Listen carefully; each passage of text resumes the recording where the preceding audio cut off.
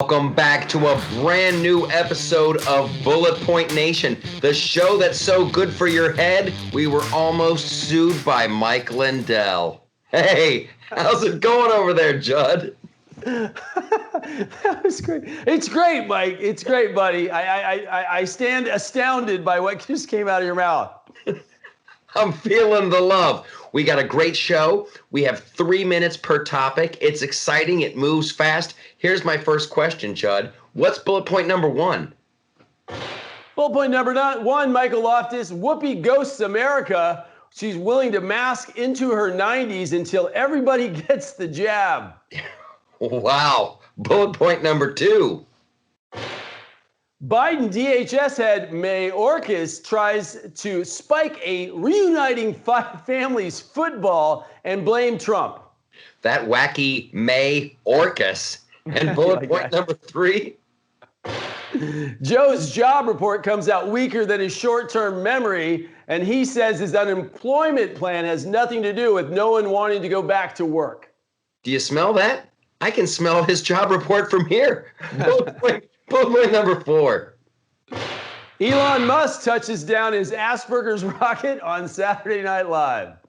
Okay, we got that. We got a wild card. It's a huge show. I think we should probably go with the graphics package now.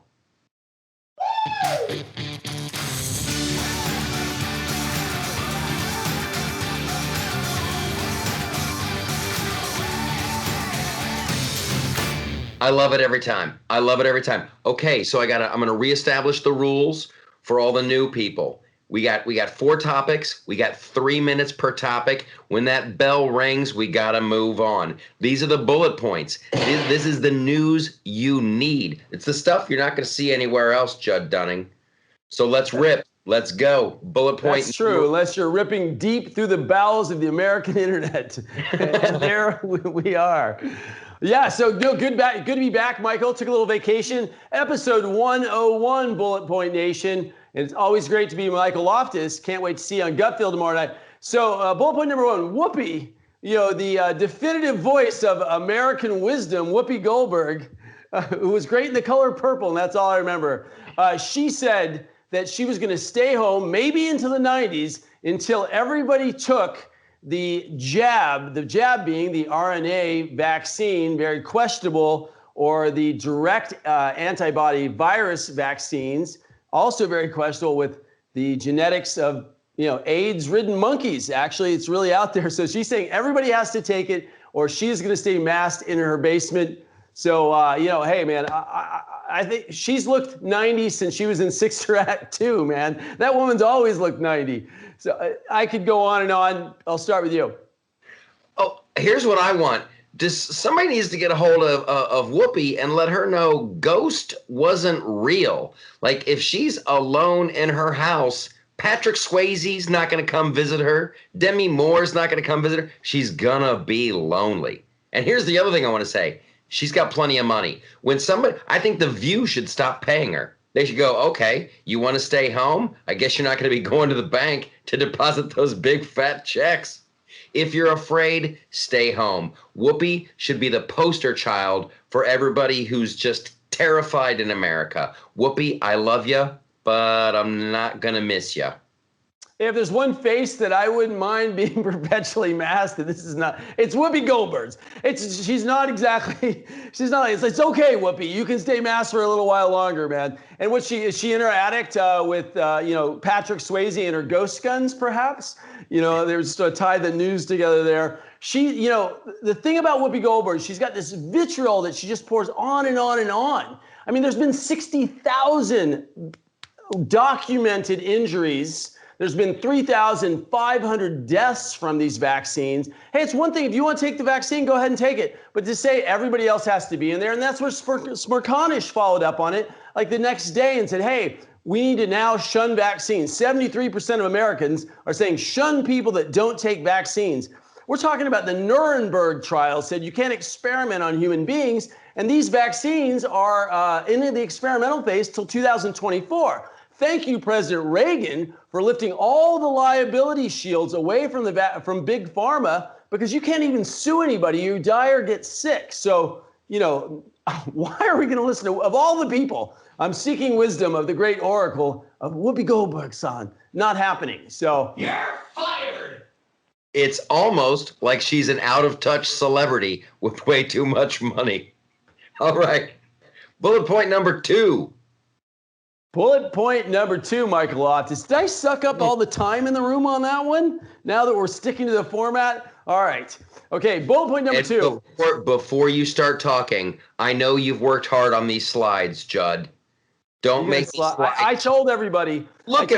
She's adorable. Slide shame. Now, I want to say, I got to explain. Mike and I used to be in the same studio, and he was working the slides, and I was working the shaft, whatever. Had our jobs. And then I pulled Whoopi Goldberg on you. And you had to go be successful and make television shows in New York. What's wrong with you? All right, so Whoopi Goldberg's face. Sayonara. She's adorable. I'm going on the record. Come on. Look, we can't hate anybody. You know why? Because we're conservatives and we don't operate from hate. All right, moving on. Biden's DHS. Give me one more ring. Start that clock. Biden's DHS head Mayorkas tries to spike the Uniting Families football, and then he tries to blame Trump in the past. Now, the truth is, we all know there was only like 1,000 families during the Trump era that were actually separated. They wanted to bring home this small number, and they wanted to claim that they were actually running the border well, which was the best joke of the year. PolitiFact's new lie of the year is we are the ones who are uniting families, and this is originally Biden and Joe's policies, man. So it's been completely crazy down there, and they're virtue signaling and gaslighting once again, Michael Loftus. Well, the Joe Biden border plan is going perfectly. He's getting everything he wants. The left is getting everything they want. As everybody stands around and goes, boy, that's hypocritical. Boy, that's a lot of people coming over the border. There's a lot of drugs coming over the border. They've already caught a couple people who are on like the terrorist watch list. Okay, I think we can all agree. It's a hot mess. It's time to get American citizens on the border to protect it. You know what? I'll set the world record for reuniting families. And here's how I'm going to do it. I'm never going to separate them. They don't get over the wall. Yeah. Well, you and Caitlyn Jenner, who wants to modernize the border. But look, man, I mean, if you really want families not to be torn apart, stay away from our border. It's the law, right? I mean, this whole thing about, oh my God, people get separated. You know, we've got people using their children as visas and passports, trying to save trees by bringing their children instead of printing paper. Man, I mean, we know, you've seen the videos. It's numbers of children coming alone in advance so that their parents have to be let in, reunited. Joe said, hey, I want to reverse Trump's biggest policy. The borders are open. And he's like, oh, I didn't send the message to the world that the borders are open. I mean, come on, man. It was a broadcast. There were caravans and caravans of like the Open America Day. It's like the horrible comedian who wants to get a standing ovation, so he does that thing with his hand. That's Joe Biden going, don't come. Don't. No, stay away. Right? Stay away. Don't. You guys, true. Come on. It's actually deplorable. I hate to use that word. I shouldn't even use that word, I guess.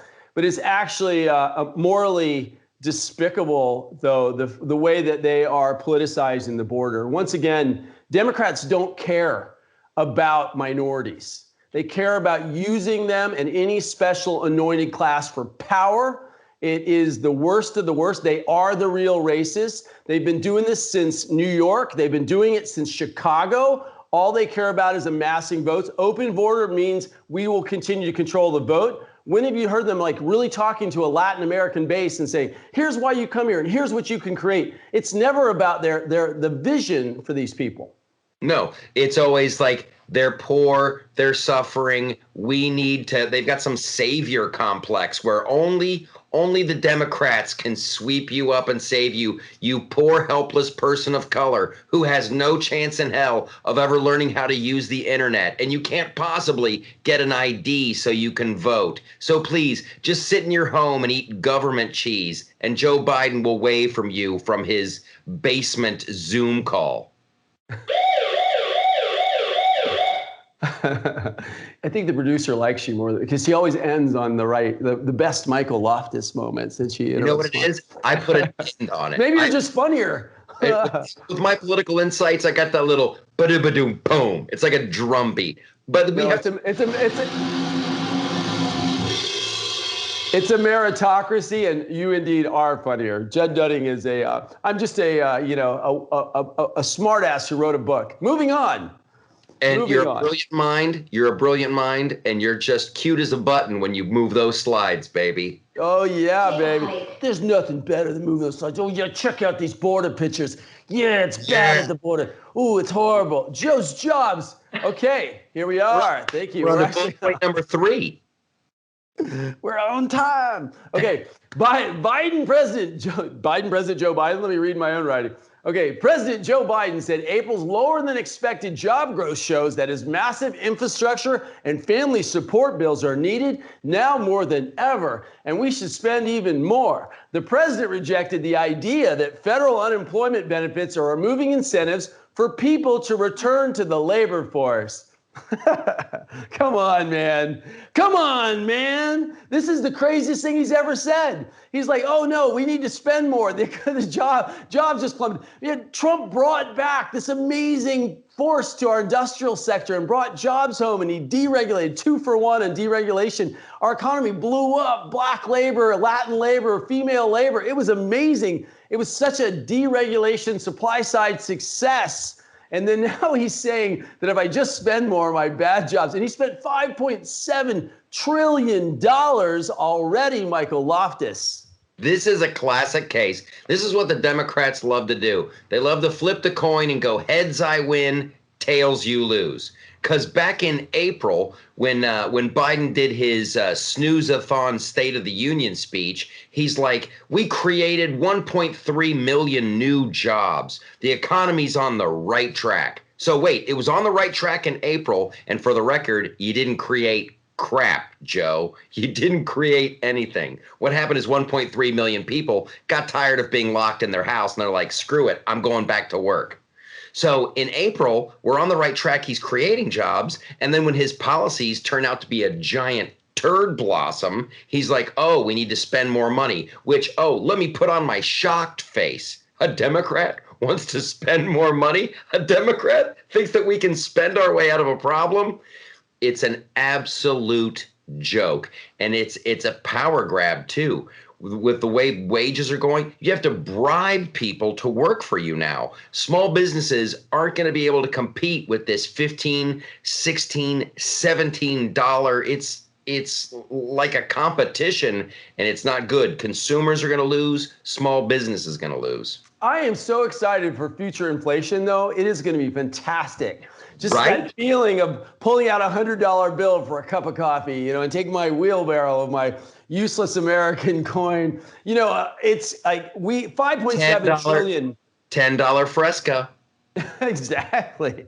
It's $5.7 trillion in a series of months we have no idea what's coming down the pipe. But I'll tell you this, I used to fill my gas tank for $50. It's costing me $86. Why is that happening right now? Our food is going up. He's just damaging it. So you're giving people $300. Now you've controlled them. Now people that would never take government money are suddenly like, dude, I'm hiring right now. And I can tell if someone's a millennial by their first few questions. They're like, how long do I have to work here before I can collect unemployment? Are there any vacation days during said period? Did I mention unemployment? I mean, I swear to God, I am hiring right now and my applications are down 75%. I would think in a normal economy where the government didn't contaminate our mind stream that people are like, oh my gosh, I have to have my dignity. I have to work. People are thinking about themselves. It's patriotic to return to work. No matter what the wage is, stay busy, get off EDD, man. And can you really blame people when they're like, okay, if I work my butt off, I'm going to get $700, but if I stay home, I'm going to get $900. Yeah, you say on the corner. A quarter of America now, 1/4 makes more on EDD. Yeah, it's horrible. But we got to move on to bullet point number 4. All right, here we are. Elon Musk touches down his Asperger electric rocket on Saturday Night Live, and a few of the members, bullet point number 4, give me some, boom, there we go. That's like a 22. That was like a John Hinckley. Anyway, that's bad. So look, Reagan survived, so I can reference Hinckley. You know, if he hadn't, it'd be bad. But I just showed my age talking about Hinckley, small 22. Okay, moving on. Anyway, Elon got on the air on SNL, and what's interesting is people were anti-Elon, and it was 2 of the members that were on there.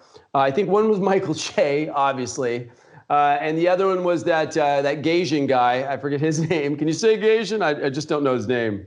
You know, the new guy who's funny, by the way. You're funny, dude. But you know, and he complained about it. But they complained because he is anti-union and he's anti-tax and he wants to stay open during the pandemic. And that's really that's the threat to the system. Now, Elon's interesting to me, Michael, because I do not align with the left or anyone that the billionaire class is a bad person just because they make money. I call that the American dream. And I have to say, when I watched him on air, and I enjoyed this guy. I mean, I thought he was interesting, but I will say where I think he's evil empire for me is when he bought Solar City. Because if you understand solar, man, it still hasn't arrived. It's a big green scam. Basically, they say, we're going to lower your bill by 15%, and then they put you on a $40,000 car payment they tack on top of your house. Solar was a big scam, and Elon was totally involved in that. So he's a split personality for me. But I do appreciate the fact that he's talking against the system. Michael Loftus. Well, I think America was like me. I was so glad that you explained that, like what the problem with Elon was, because I remember seeing, Elon Musk is going to host Saturday Night Live, and I was like, ooh, bad call. Like, can he act? You know, will it be funny? And then I saw there was protests and people, I'm not going to be on the same stage with him. And I'm like, did I miss something? Am I hopelessly unaware? And it was finally the SNL cast member, Pete Davidson, the big time stoner, who was like, why are we supposed to be mad at this guy? The guy he makes electric cars. That's what the left wants. He makes rockets. And honestly, there's a very, very good chance this guy gets people back to the moon. He gets people to Mars. He could be the savior of humanity. And plus, if you're an actor in New York and you get to share the stage with a billionaire, I would be kissing his ass every second of every day, going, hey, Elon, there's a movie that I want to do. Ooh, that's delicious booty. I just need some money for my movie. Ooh, are you using a lotion? Because that's tasty. I would be all over him. Was this all the love left over from Mother's Day, Loftus? That was the most kissing I've ever seen. That was great. There was just so much love pouring through the screen there. I loved it. Yeah. It was the fake Hollywood love for the person who's going to write me a big fat check so I can make a movie. Yeah. Well, I bought it. It felt like real love. Dude, listen, let me tell you something. I mean, SNL, God bless them. I think they've actually become funnier since they stopped trashing Trump. But still, like for the major Americans, name 3 SNL members of the cast. Most people can't. I mean, so I don't think they're the arbiters of political correctness. Our family doesn't sit down and go, oh, what would Michael Shea decide is politically correct? We'd be more like, he'd be an arbiter of what not to do with sexual autoerotic fixation. I'm just saying, I would never use him as a benchmark of what is good or bad. But anyway, I thought Elon did a pretty good job. And for you and I, like Rogan and Shapiro, you know what? He did what Ronald Reagan did. He said, you can vote with your feet. And he moved away from taxes. So God bless him. That's the way to go. All right, Judd, do we want to promote anything or do we want to fly right into the wild? We do. We're going to promote that slide, promote another slide. I swear to God, I've been hanging out with Joe Biden too much. All right, here we go. Let's see. Oh, no, I just tilted forget that. You saw Here we are. Let's promote some things. Michael Loftus, let's start with you. Thanks for coming down and on show 101. It's been such a rockin' pleasure to have you, buddy. and your Loftus Party videos have been so funny. Tell us about what you have going on Fox tomorrow night. Well, I'm going to be on the Greg Gutfeld show again. Always a good time to be on there. He's crushing it in the ratings. Couldn't happen to a nicer guy. I'm always thrilled.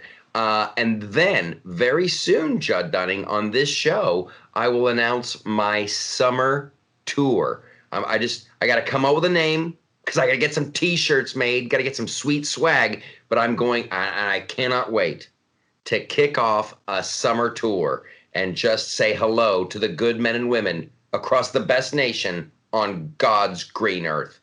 So you've done the Deplorable tour. Then you did Make America Laugh Again. No, what was the second one? What was the second one? It was the Freedom to Laugh. Freedom to Laugh.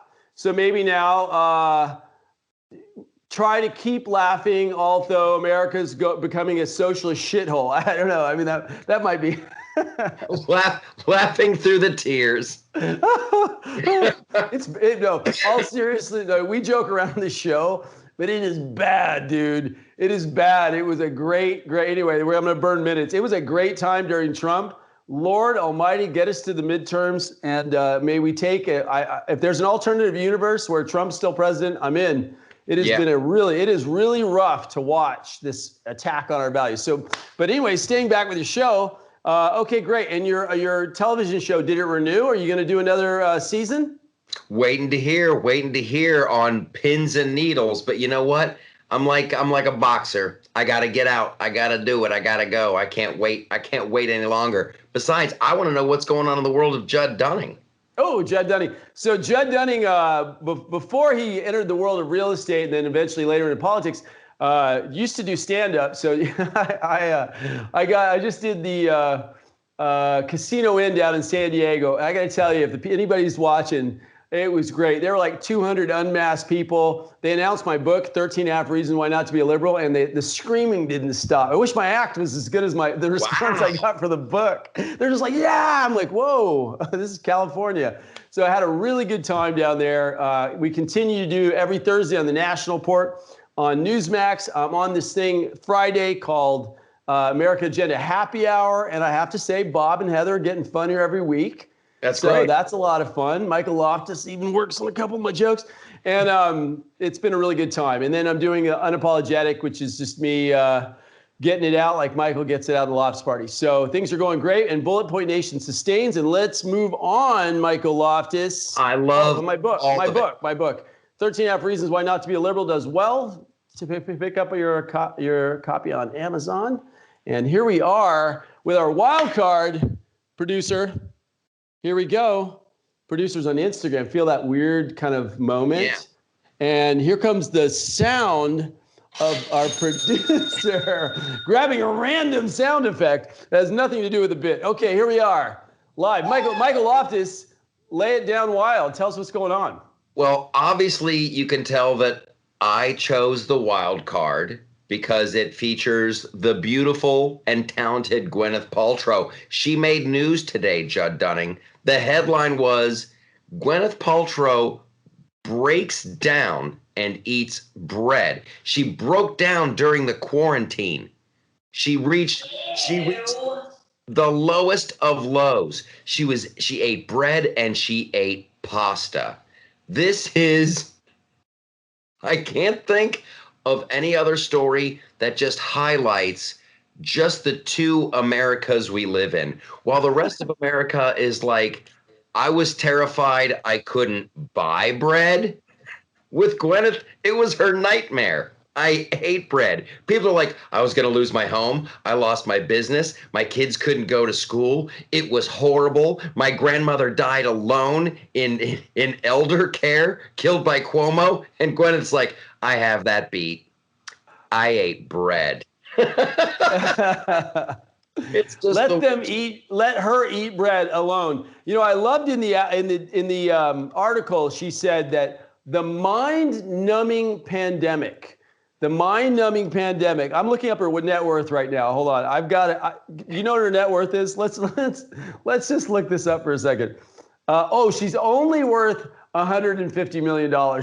So you got 150 mil, and darn it, you got to sit around your palace with all your friends, and you just let America know that you're. I mean, this is actually straight. What's that movie that you love to watch from the French Revolution? Listen, what is it? Anyway, it's about Marie Antoinette. Yes. This is a modern day, really. This is a modern day Marie Antoinette element, because they're like, let them eat cake.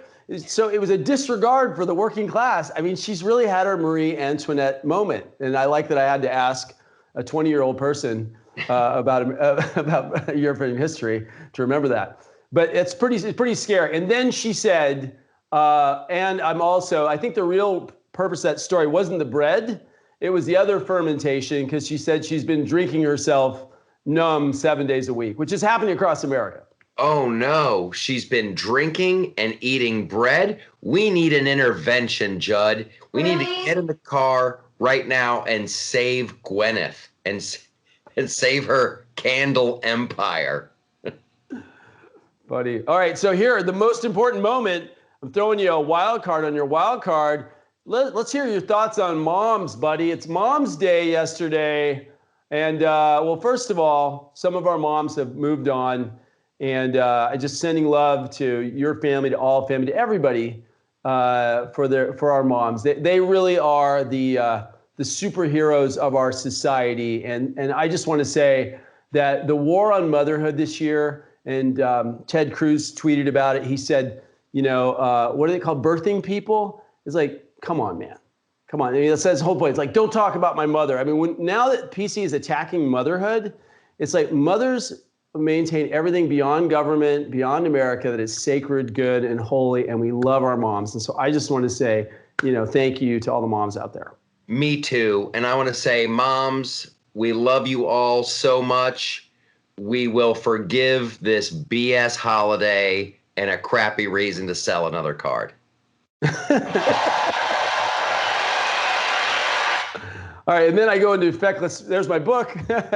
And then to the Matrix. So hopefully you just got out of the Matrix with Michael Loftus and I. You're going to see us every week. We took a 2-week break. I actually went to Costa Rica to mask-free zone. Michael's working on his show, doing everything he's been doing on Fox. You can catch me on Newsmax, Mike on Fox. And Michael, bring us home. America, we love you. Smash that like button, leave a comment, subscribe, and don't forget to hit that little bell and you'll get notified. You'll be snoozing and all of a sudden you're like, oh, they just uploaded another video on Bullet Point Nation.